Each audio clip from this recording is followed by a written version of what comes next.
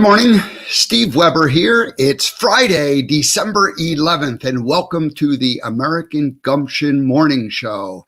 I am broadcasting on Spirituality Gone Wild and also on the American Gumption Facebook and the American Gumption YouTube channel. So please do join us on any one of the networks that we're broadcasting. But thank you to my broadcast partner, Spirituality Gone Wild. Lots of good things happening behind the scenes. We'll be talking about that in the weeks and into the first part of the year, all the new things that are going to be happening with Spirituality Gone Wild and our growing team. So lots of good things coming up. Alrighty, so today I'm going to welcome back to the American Gumption Morning Show, Natalie Coleman. We have talked probably about once a month for the last multiple months. And here she comes back to join us one more time and continue the story from darkness into the light. So we have a special conversation that we're planning to talk about. So we'll have Natalie come join us at about 15 past the hour. Alrighty. And my monologue is going to be on the chapters within the journey, the chapters within the journey of life. And we'll use our favorite fictional movie hero character Forrest Gump as the example to explain that. So I'll be showing the life chapter, journey of life, Forrest Gump chapter or chart one more time. We've done that a few times, but you can never get too much Gump. Alrighty, now next week, pretty packed week already planned. So on Monday, I have a new segment that's going to be introduced. Joan of Angels, who was with us 1 week ago today, Friday, one of the newer hosts on Spirituality Gone Wild. And Joan is going to be doing a regular segment with us, and that'll happen in the last 15 minutes of the show. So we'll bring Joan on at about 45 past the hour, and then she'll stay for about 12 minutes, and then we'll say goodbye, and I'll do the closing segment. But Joan's going to come and join us once a month, and she's just going to bring her wisdom. And much like Brandon Schaefer joins us on Tuesday for a minute or two, Joan's going to join us once a month for about a 10, 12-minute segment. So that begins on Monday. That means that on Mondays, I'll have a shorter segment for a guest, and that's okay. We're going to figure that out, and we're going to put guests in that spot where, we can talk for like 20, 25 minutes to that particular guest that day, and then bring Joan on. So that begins on Monday. All right, Tuesday, I have Kathy Dempsey joining me, and her brand is shedding like a lizard. Lenny the lizard sheds his skin, and she uses that metaphor for to help individuals and organizations completely reinvent themselves, to create a brand new self. So I love that. I love that metaphor. I met her 10 years ago, and I've been a fan and follower ever since. So she's going to join us on Tuesday. Stacy Redfield comes back on Wednesday. We'll continue the conversation about the whole Pilates industry and how it can, and specifically this time we'll get into the 5 people who really took Joseph Pilates' teachings and carried it on. Joe Pilates created like this great little organization, but it remained a great little organization. And then it exploded because of the work that these 5 people did. And it was really in the 1990s when that all occurred. But it was 50 years after Joseph Pilates started the whole thing. So anyway, that we'll have that conversation on Wednesday. And then Thursday, one of our newest host on Spirituality Gone Wild, Serenity Sam, will join the American Gumption Morning Show. I'll tell you more about that as we go into next week. All righty, that's it. Now let's go ahead and jump right into today's monologue. I'm going to change one thing here. Let's do that, and then share my screen. I'm still remembering how to do all these things. Wouldn't it be great if I had a producer to just take care of all this stuff for me? So anyway, I want to talk about specifically today, I want to talk about the chapters along the journey. So this is the life journey of Forrest Gump, and we can see all of these individual life chapters that Forrest went through. And so, of course, you start at the lower left-hand corner, and it moves in time up to the upper right-hand corner. And of course, Forrest was a boy when we first met him, and then high school, and went to college and played football, and he was in the Army, and he probably had two segments in the Army, two chapters. First chapter was he was a soldier, and the second chapter he was a ping pong player, and those both occurred in the Army phase, in the Army chapter. And then after that, he became a shrimp boat captain and retired. He ran across America. And at the end of the movie, we find out he's a father and a husband. So this is really the story of Forrest Gump. And I broke the, kind of the main big chapters down and listed them there. Now, what I want to talk about today is that within each chapter, there are subchapters. So you could take any one of these chapters and you could just say, this is the life journey of Forrest Gump in chapter Run Across America, for example. So we take the idea of running across America and we put that all the way down at the very bottom corner where it says boy, and we show Forrest sitting on the front porch in the rocking chair, and he gets up and he says, one day I decided to go for a little run. So that was the start of that chapter. And then, you could say like running through the town was a chapter, a little mini chapter. And then running across the state is a chapter. And then the next thing, we see him, he gets to the ocean, he gets out the Santa Monica Pier. And so that journey has, like, the Run Across America, one idea, right? But all these little segments that are within that. And then after he gets to Santa Monica, next thing you know, he's on the other end of the country, at the up in Maine, at the lighthouse, on the rocks of the northeastern part of the country. And he says, once I got to another ocean, I decided to turn around and go back again. And then you see him running across the plains of, probably the heartland of America, maybe in Kansas. You see wheat fields. And then all of a sudden you start to see people following him. And Forrest says, one day I got some company, and this guy comes running up and he says, I'll follow you anywhere, Mr. Gump. And so then he had a new chapter of people following him as he ran across the country. And then more people follow him, and more people followed him. And then there's the little mini chapter of the mud getting splashed up into his face and the man with the t-shirt, and that becomes the happy face chapter or subchapter. And then the guy who steps in the big pile of dog crap. Oh man, you just stepped in a big pile of it. It happens. And he writes the bumper sticker that says it happens. And then you see a car crash, a truck hits a car, and there's on the bumper sticker, it happens. So all these things happened in Forrest Gump's, in that one chapter, Run Across America. All these little segments and mini chapters happen. And that's the way life is for all of us. We have, we have these chapters that we're in, but then within each chapter, there's all these little, subsections, subchapters, subsegments, all these things that are happening. And then you can take any subsection and you can expand it and explode it out into, this event, this event, this event, this event. So, what's the purpose of this whole thing? I think it's just interesting. We're analyzing the movie. We're just describing it. We're talking about, what it was all about. But in our own life, if we take these chapters and we look at them and we kind of view them from the perspective of, hey, this is just another life chapter. This is just something that's happening. And first this happened, and then this happened.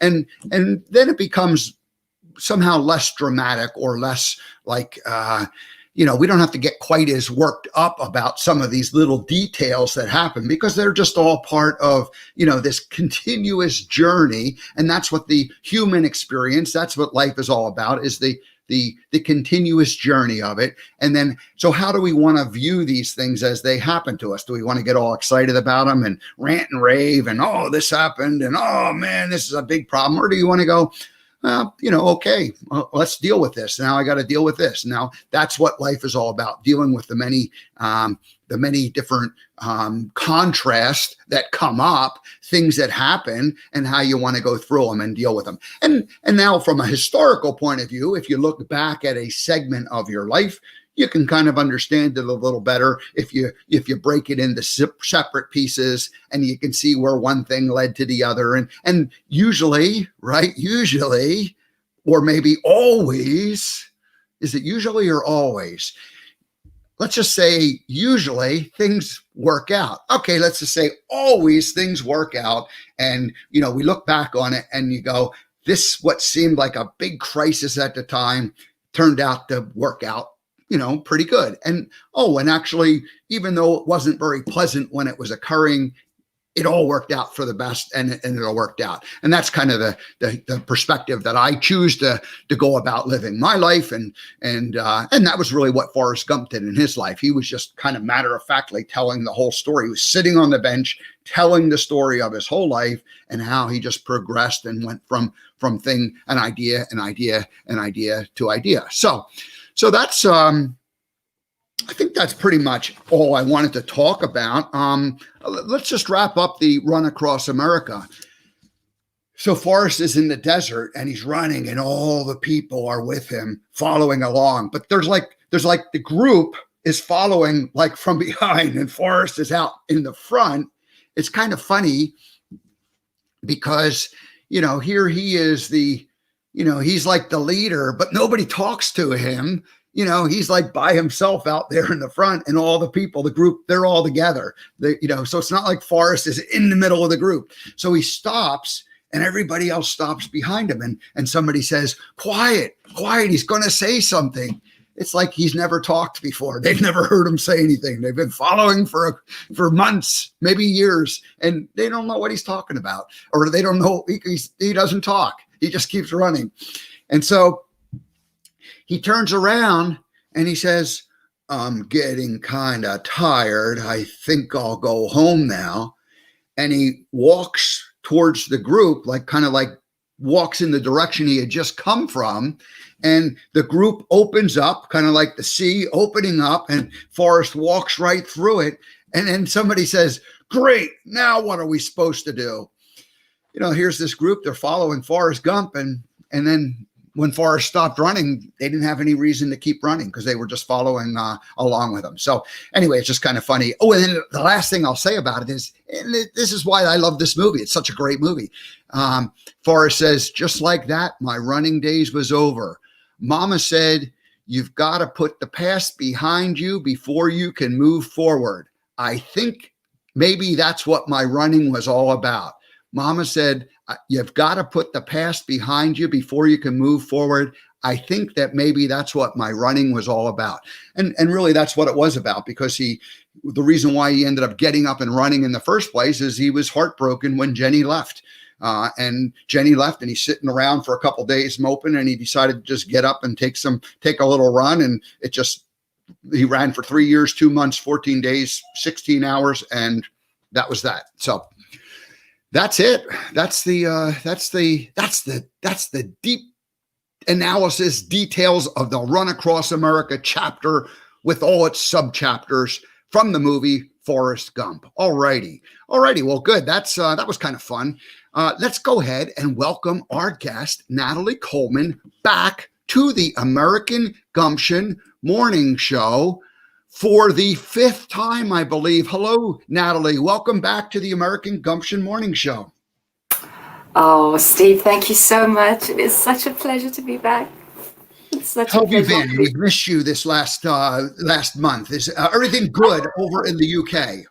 Yeah, everything's good. The weather's turning beautifully for Christmas. There's been a little bit of snow about, but not where I live. So I've just had to look at nice pictures from the surrounding areas. So yeah, it's lovely. The Christmas tree is being put up downstairs as we speak. So much excitement there. The Coleman house is getting the Christmas tree put up right now as we speak. I'll tell you what, though, it took a little while because a lot of trees and decorations are already up, Steve. But you see, our tree was packed in the garage, as every good, decoration and tree should be packed away for the year. But my husband is a seriously organized and very good packer. So everything has got its place in the garage. So I went in there the other day to try and find the Christmas tree and perhaps start it myself. And I took one look around, didn't even know where to start, and just looked at it like a Jenga set. You know that game Jenga, if you take the wrong thing out, everything comes crumbling down. I thought, I think I want to wait for the expert to come and do this. So, and he came through in plenty of time. It's only December 11th, so it's not like he's late with it. It's no, time, so. It is actually perfect. But I just thought I'd not interfere with the organization in the garage. So that's all getting done. So yeah, a bit of festivities. Had the week off work this week, so it's been really lovely. Dipping in and out of work a little bit, but yeah, all good, and really looking forward to the new year as well. Yeah. Because I think this 2021 is kind of come to an end, or 2020 is going to come to an end. 2020 is going to start, and we're going to have a fresh start to I think so. Yeah. Yeah. I'm not wishing away my days, but I just have a very positive outlook for 2021, and so very excited about that. But otherwise, everything's good. Everything's just a-okay, hunky-dory. We this is the 5th time, I believe, you've come back to the show. Show number 1, we really just let you tell your story, and your story is the very, very short version of it. People can go back and watch that episode, but the very short version is that you were in a dark place in your life. You were drinking on a regular basis, and your life was really kind of had spiraled out of control, and to the point where family recognized and provided some help, and you went away and you went to a detox center, and you were there for a few months, and you came out perfectly cured, except for that part where you forgot to not drink anymore, and you ended up going and buying a bottle of vodka to celebrate, and then they threw you right back. They threw your butt right back into the brig, and something clicked at that point, and you went, okay, this is. I've got to try something different than what I've been doing. Yeah. That kind of get out of my own way. Yes.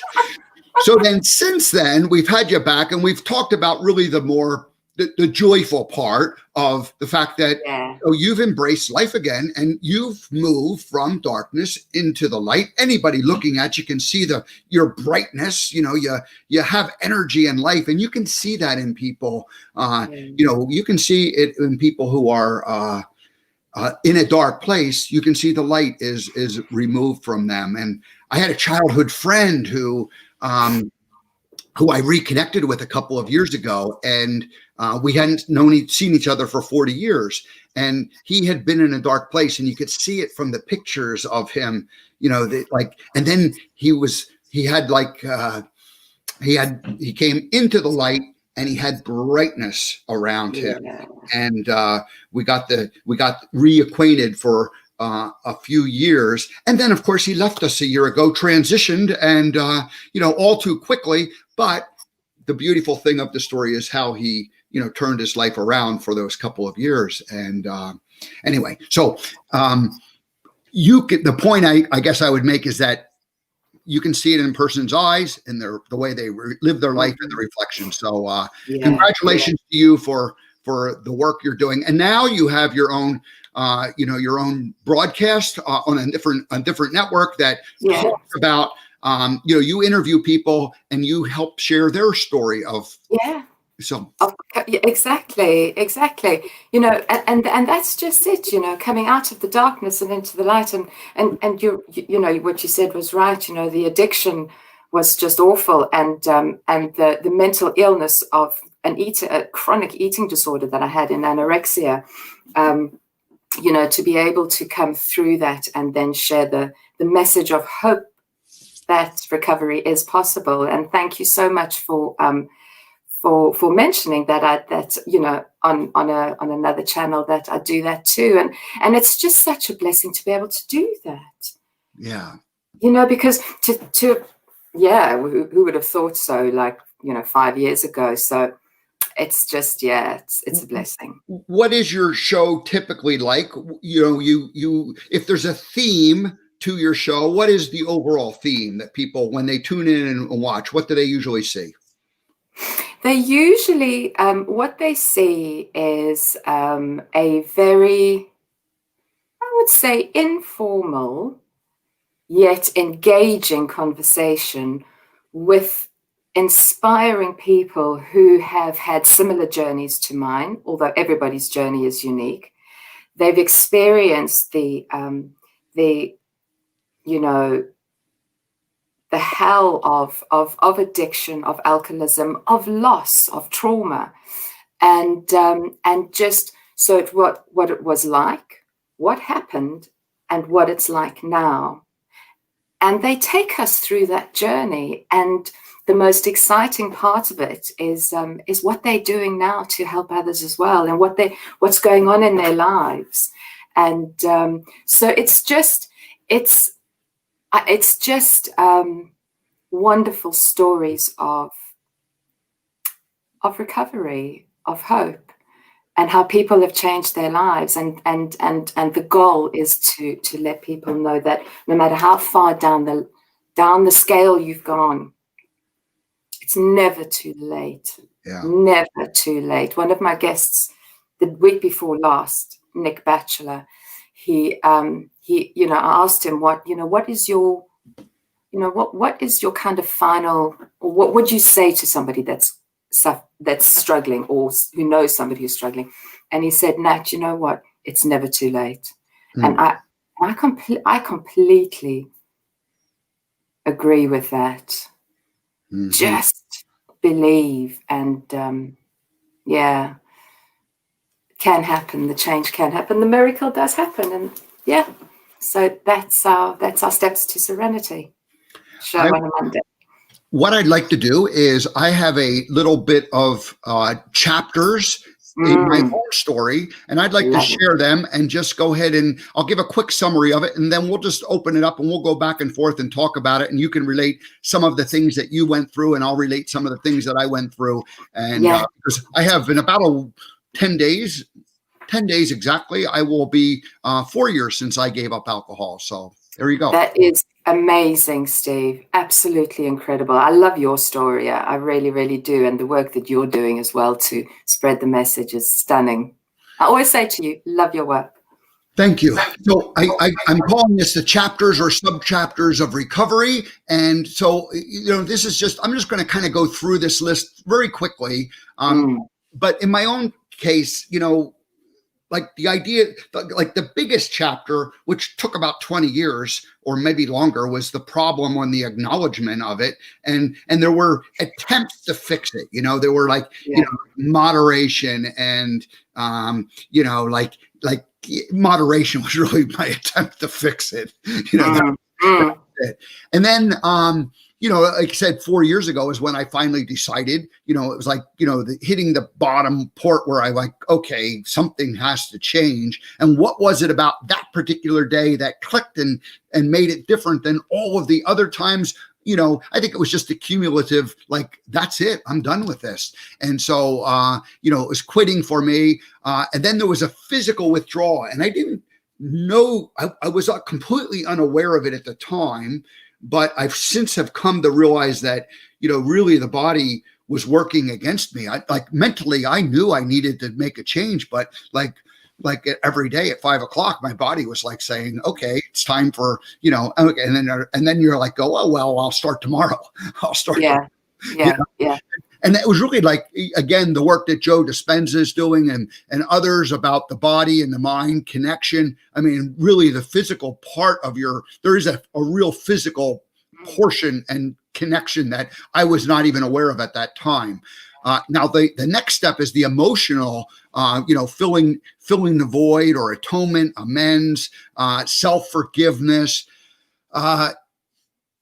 from our conversation, I believe it was the third time we talked, it really kind of like a light bulb went off, because you had shared that you had to not only go through the physical withdrawal, but you didn't have, so much of the like emotional pieces put in place. So you not only had to deal with the physical, you had to deal with that emotional part in terms of like really wanting to make the change. And it forced me to think about my own situation. And I realized that I had gone through the emotional part like a couple of years earlier with some of the personal development work I was doing. So in a large part, when I decided to finally quit, I was like, I had kind of emotionally quit like earlier.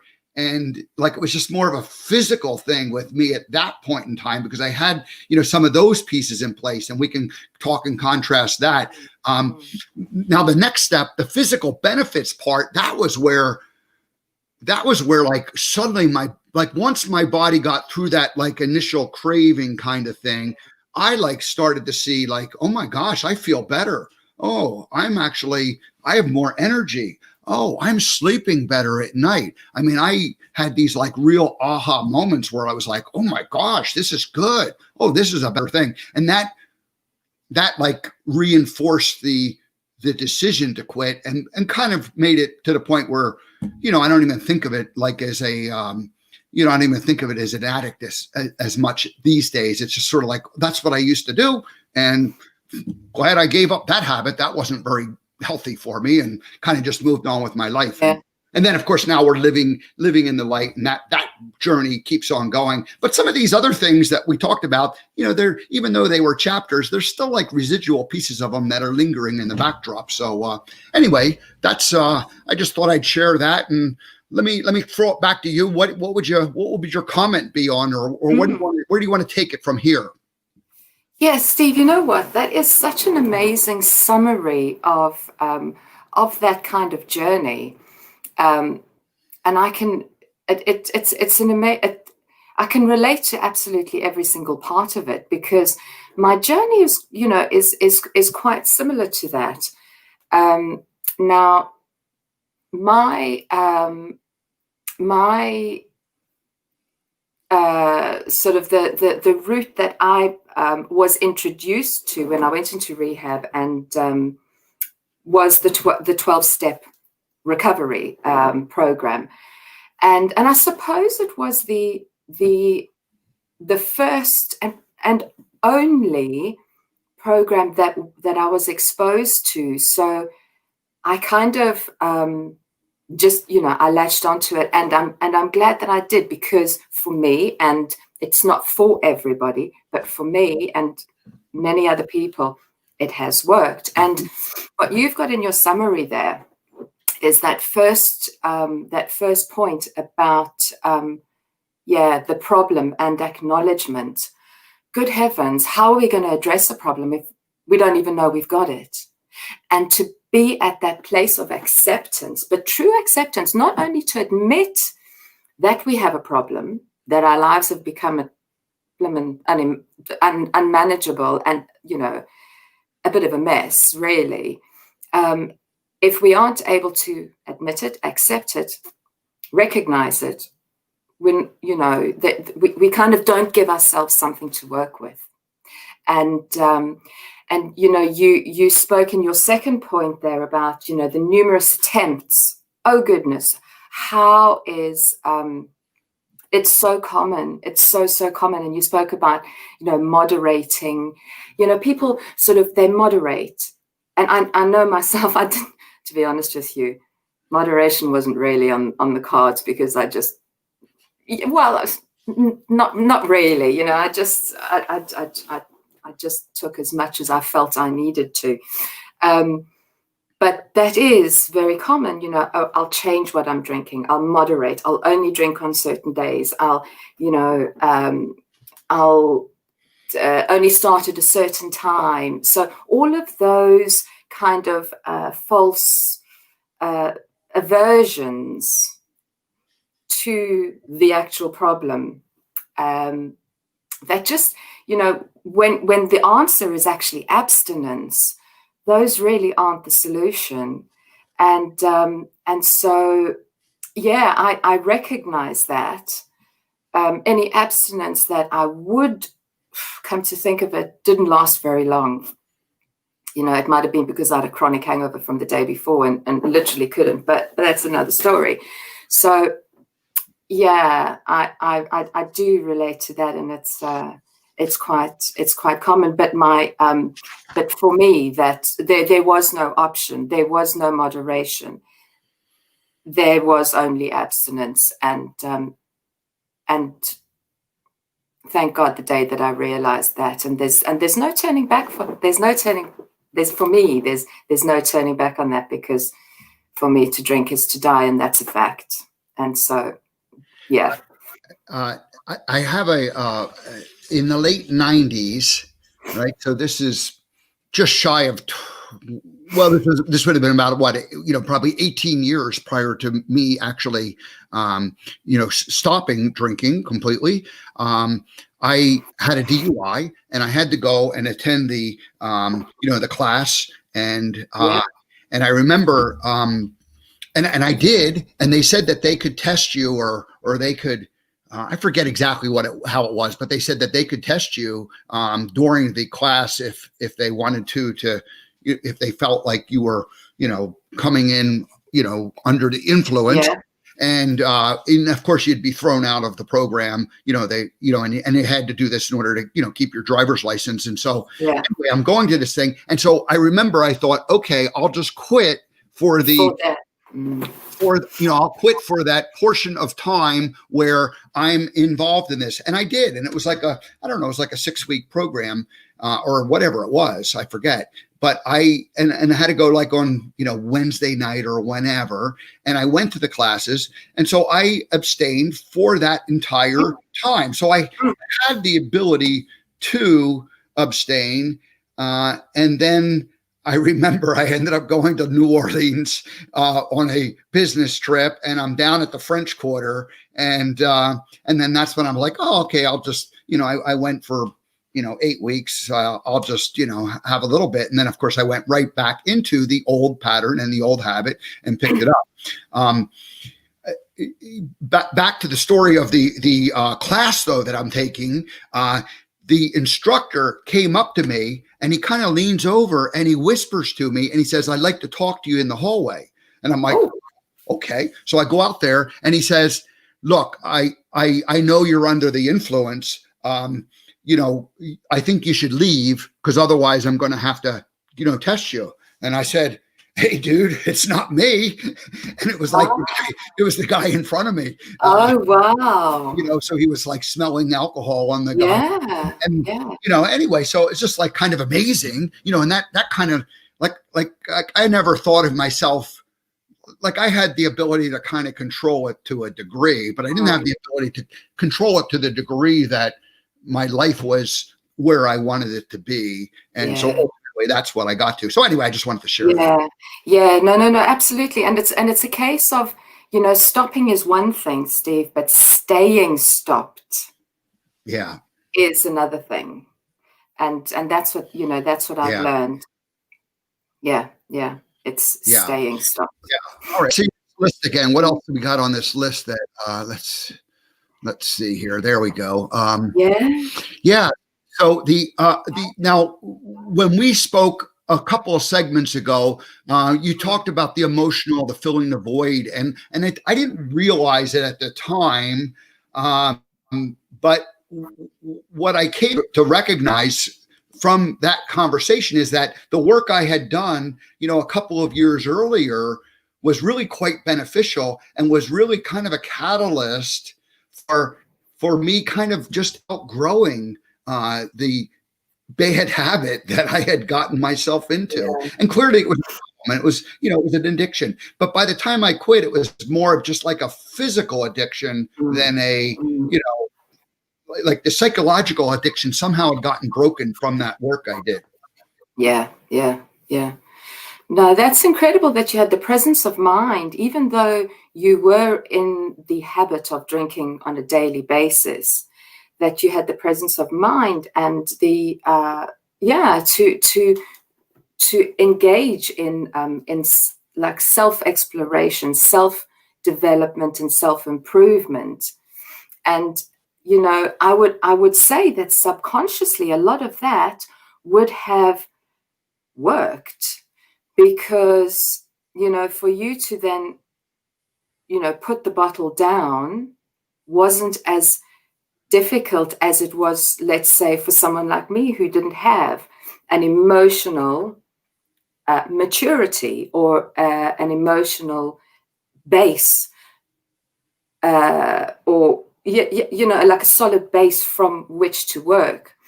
And that does happen with a lot of us, because I came into recovery emotionally and spiritually utterly bankrupt.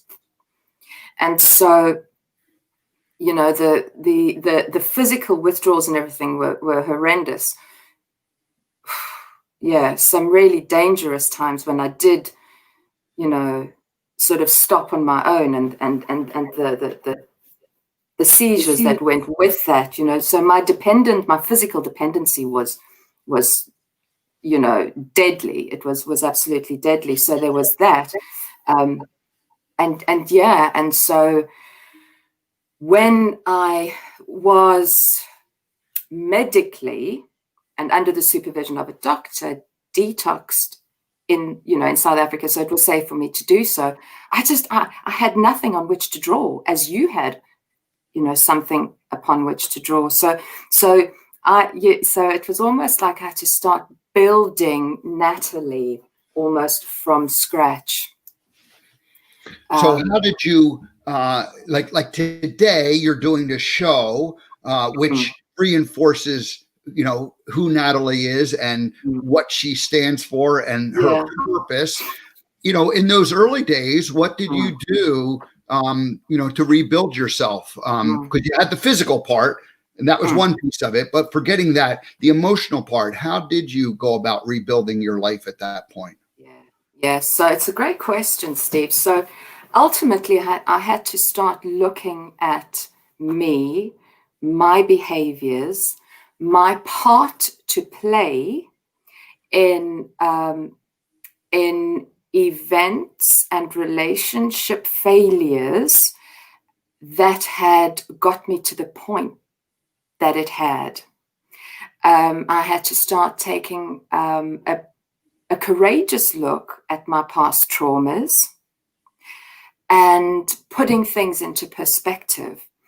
The journey that I went through was really painful at times, because I had to do a lot of looking in the mirror.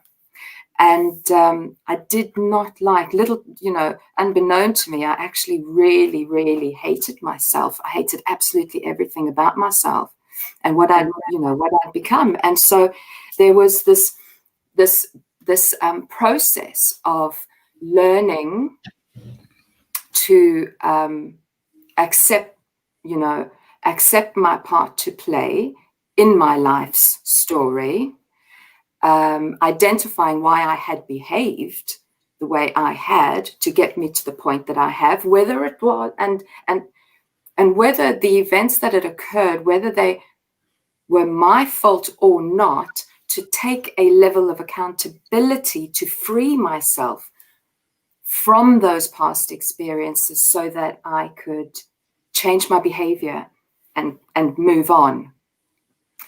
None of this happens overnight, but the end result, no, there's never an end result, but the achievement along the way of this whole process is learning to love myself, to kind of like everything about myself.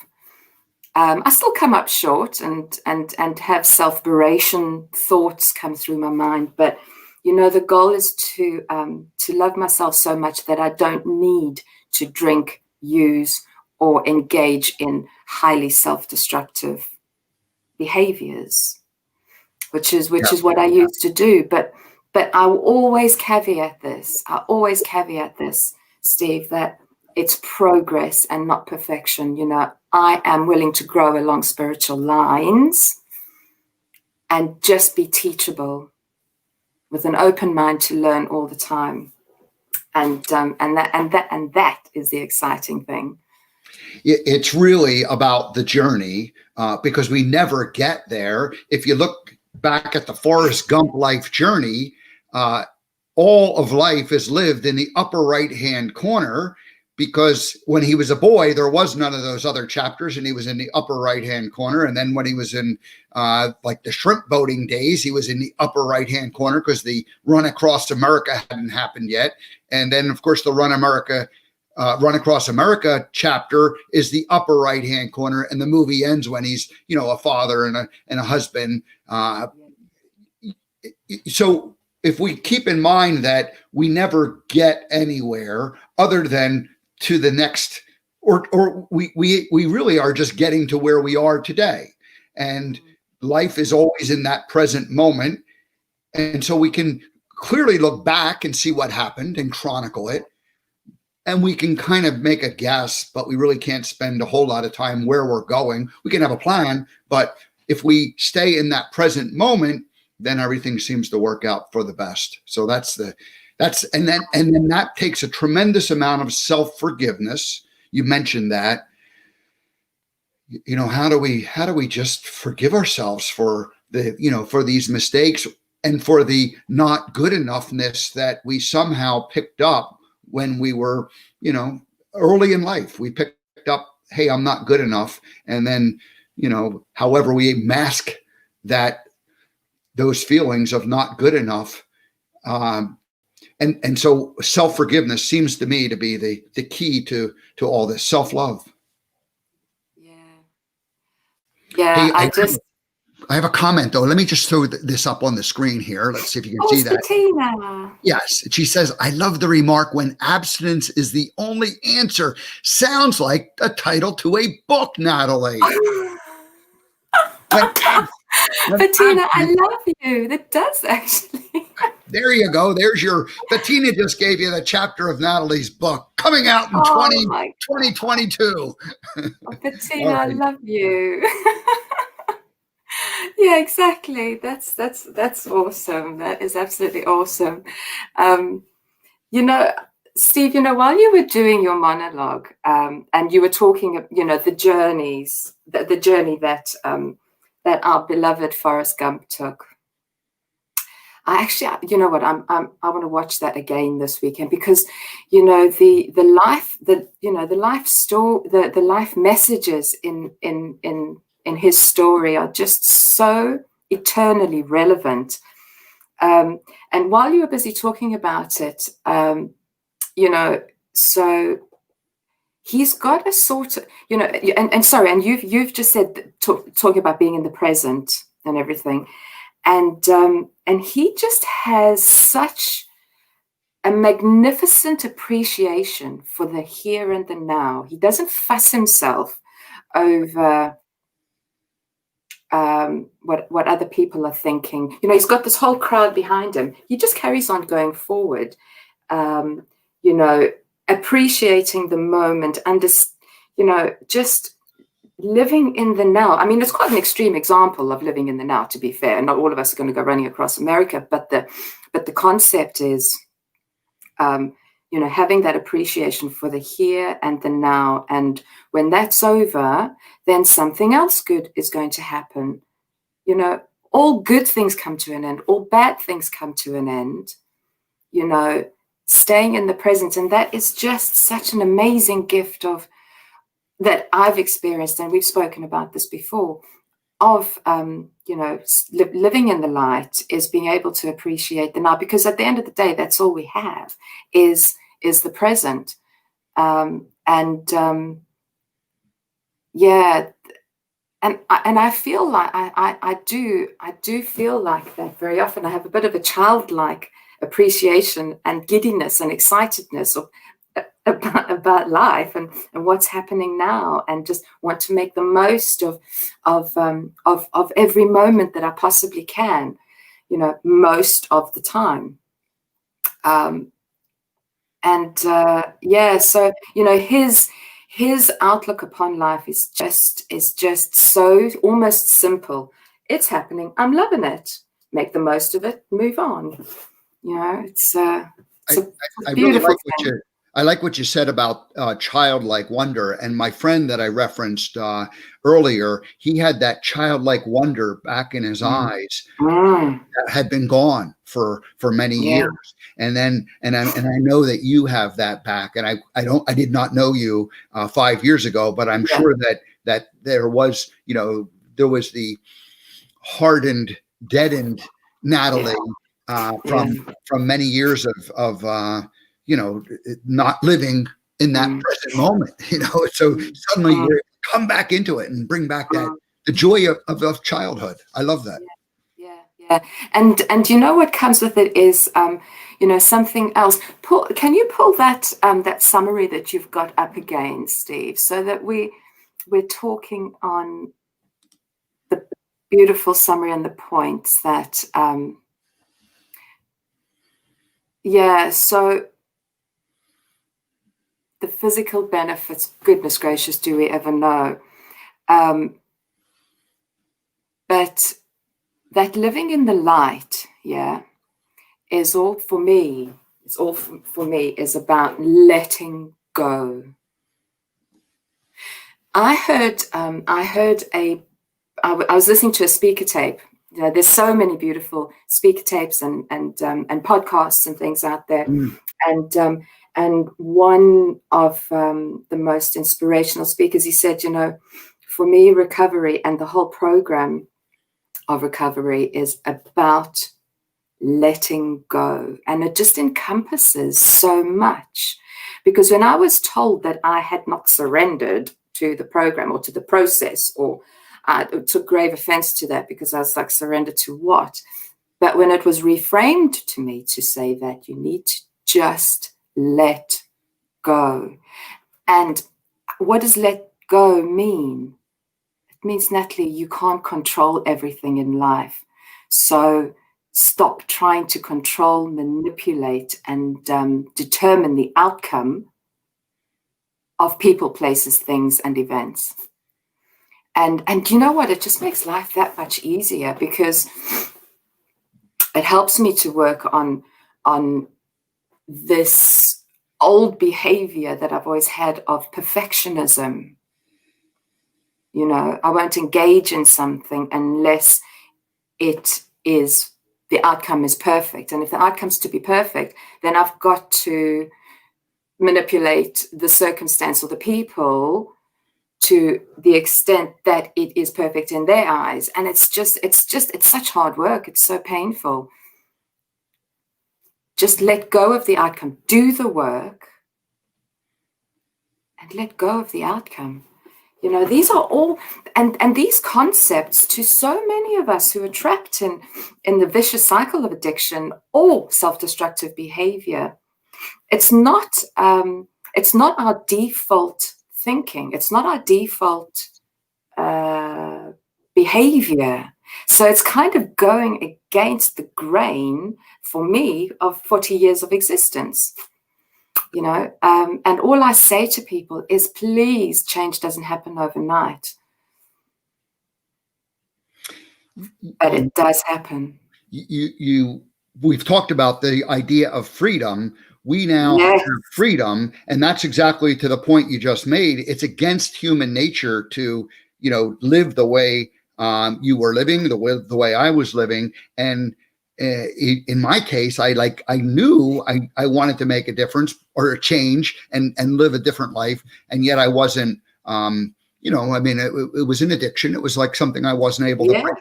It was a very bad habit that I had gotten myself into. And how do you break a habit? Well, eventually I was just fortunate that I was able to make that change. And of course you did too. So anybody can do, anybody can do it. But the beauty, the kind of out of the tunnel and lightness that awaits you is freedom, because I did not have freedom when every night at 5 o'clock I had to have a drink and go into that routine. And in the evening I didn't get any more. There was no more production in terms of like creativity that I add to my business. So I always felt like I was taking, like 2 steps forward during the day and one step backwards. And then some days I was only taking 1 step back forward and 2 steps backwards. So at best, I was treading water. I was maintaining, but I was not progressing. And I've shared multiple times, but I'll share one more time. This show would not have happened had I been in my old habit and lifestyle, because I would have been too fearful, because it kept me, I was living in fear. So there was a lack of freedom that I had in the way I conducted my life. And now I have that freedom. That's it. That's it. You're conscious, you're aware, you're living in the present. And with that comes the reduction of fear. Listen, fear will never not be there for me, but it just, being in the place that I am now just highlights to me how driven by fear I was. And I think it underlines so much of our lives in society. False expectations appearing real. And so that, that there's something that I didn't understand, and it was pointed out to me. It took me a while to understand it, but I understand it now. Our self-destructive behaviors so often are driven by fear, and that's a whole other topic in itself. And you know what? I had something else that I was going to say that was really quite cool, and I've forgotten because I've gone off on a tangent. Well, let me pick up on it'll come back to me. Let me pick up on the fear idea. There are so many things happening behind the scenes with both the American Gumption Morning Show and with Spirituality Gone Wild, that I've noticed that, like, fear is, it's like creeping up. And what's different about the fear that I'm feeling today with it all is that it's like I'm aware of it first of all, and then I'm like, okay, I can handle this, and it's like it's a kind of a fear of, like, I'm not sure what's going to happen, right? So and that's what you talked about, giving up and letting it just happen. The law of attraction, the art of allowing, turning over to source energy and saying, okay, you will deliver. So all of these things. So the difference between the fear that I used to experience and the fear that maybe is going on in my life today is that, I would mask that fear, and then the next day I'd wake up and the fear nothing would have gotten resolved with it. Nothing, it would still be there, kind of in that same state that it was. And so it was like kind of a perpetual. Now it's sort of like every day I'm going through the process. So I'm dealing with things and moving. So if the example of 1 step forward or 2 steps forward in the old days and 1 step backward, now I'm more in the mode of taking 2 steps forward and then, not sliding back quite so much. And then the next day you take at least 1 or 2 steps forward and not slide back, other than like your thoughts and your, like negative energies, but you don't let them take over your life and control you. And then the masking of them that ultimately didn't resolve anything. Steve, you're taking quantum leaps forward. Not just little steps. It's amazing. But just talking of that fear, and I think yes, the type of fear that I feel today is very different to the type that I did, and how I define that is old belief systems. For example, of myself, always. I'd make you think that I was grand and great and everything, but I always felt totally unworthy, and my self-esteem was almost diabolical.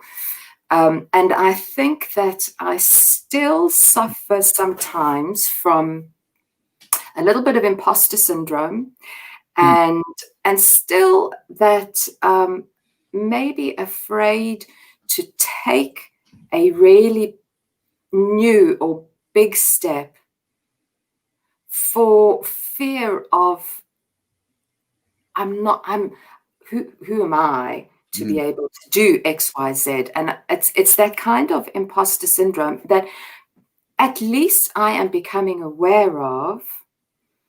And it's one of those sort of character traits that needs to be worked on. And I'll go back to what I said before, 40 years of conditioning isn't going to happen overnight. And so learning to be honest with myself and aware helps me to at least identify. I was actually having a conversation with somebody about it yesterday, in fact. Look at what you have achieved. You kind of are capable. So just, keep on that momentum. You can do it, Natalie. And so any boundaries, I suppose, that I put on myself, that I come across, are probably self-imposed. Yes. There's the thing. There you go. Now we only have just a minute or two to wrap up, but before we give our final thoughts, I want to do. I have to compliment you on one particular thing. One of our guests on the show, Tamara Fleming, and she is a space expert. Like she talks about how your physical environment can change you and influence you. And so she helps people kind of rearrange their life so that, you don't have things that constantly remind you of something that you don't want to think about anymore. And in my case, she coached me when I was getting rid of everything last year. So she was my personal coach in helping me transform my life. But she's doing this thing right now where she's talking about people's backdrop, and she, she helped me make a couple of changes in the backdrop. I got rid of like the Montana thing because it was like kind of represented the past. And so anyway, I just rearranged things and she had me put the suitcase right there. And I love it. Yeah, anyway, but what I want to do is I want to draw people's attention to your backdrop, because you are working in this space that has kind of the funny angle with the roof line there. Okay. Yeah. And so you're limited by what you're doing, but it's brilliant because you have the little backlight over your right shoulder that kind of like lights up the back there, but not like to the point where it's overpowering. And then the guitars are fantastic in the corner. And thank you. The idea being that you want your backdrop to tell a little bit of the story of who you are, but you don't want it to be like so distracting and overpowering that people can't focus on. So I'm going to screenshot that and I'm going to send it to Tamara and just let her know what I thought that this is a nice example of it. So I just wanted to, just literally making do with what I've got. But you did it very nicely. You put a little thought into it. And the point that Tamara really makes is that people don't even put thought into it. Like, they show up on screen and there's like, crazy things in the back. And we're all curious. We're nosy. We're busybodies. We're looking and we're seeing it. We're not paying attention to what they're saying because, blah, blah, blah. Anyway. Yeah, that is awesome. Thank you. And I'll share that with Tamara. I just think it's nice. And I wanted to, it distracted me to the point where I had to comment on it. Oh, thank you, Steve. That's awesome. That is so cool. Well, very good. Well, we're coming to the top of the hour. We'll wrap up this segment. We'll get you back in 2021. We wish you a wonderful rest of your holidays. The tree is going to be up for the rest of the holiday season at the Coleman household, and you will be celebrating. And I wish you a very nice Christmas. What would you like? What can you say to just sort of wrap up our conversation this morning? Just number one, Steve. Love to you and your family too over this festive season, and it's just, you've been so influential and such a positive person in my life this year, and I just thank you so much for having me on your show. It's been an absolute joy meeting you. I can't wait until the new year, and I just wish everybody out there a wonderful festive season, and God bless to everybody. Just lots and lots of love to everyone, and I just love all of you. Thank you very much, Natalie. This has been great. Thanks for being part of part of the really the if you look at the American Gumption morning show, this couple of months is really kind of the beginning chapter of what it's all about. And you've been a very big part of this chapter of the show. And I thank you so much. And there are no coincidences. We are all connected, and I'm grateful that we connected. So have a great rest of your holiday season, and we'll see you. We'll see you again in 2021. Yes, we shall. Love you loads. All righty. Bye-bye. Well, that was great. Natalie has become a friend of the show and someone who is inspiring me personally, and also allowing me to be public in a way that my show is a variety show. There are, on the Spirituality Gone Wild, there are several hosts that are really about recovery and specific to that. It felt perfect when I joined the organization because, I had that in common. But that's not the identity and the purpose of this particular show, but I don't want it to be like a secret. And so I love that Natalie can come on and I can, kind of process through and be public in a way that feels appropriate and comfortable for me. So no matter what your situation, we can always make changes. And Natalie is proof of that. And I'm proof of that. So grateful for all of the good things that have happened.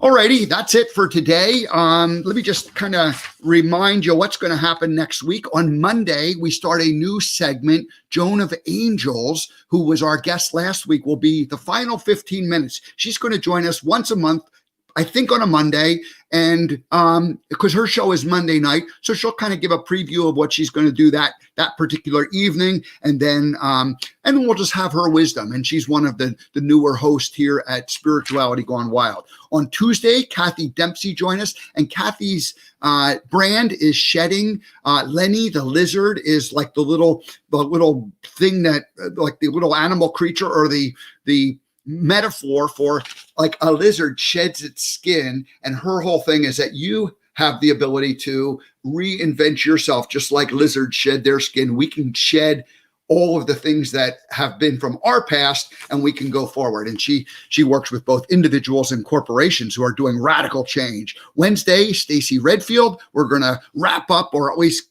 get into that portion of her book, The Pilates Effect, where Joseph Pilates started the industry, but then there were 5 people that really influenced and made the industry blossom and explode in the 1990s. But it was like 20 or 30 years of work on their part before that all happened. So we'll continue that conversation on Wednesday, Stacy Redfield. And then Serenity Sam, Spirituality Gone Wild's newest host, and she'll be joining us on Thursday morning. And she is also in recovery, but also more importantly, she is a law of attraction person. So can't wait to get in and meet Serenity Sam on Thursday. Alrighty, everybody, that's it. Have a great rest of your day, and I will see everybody on Monday.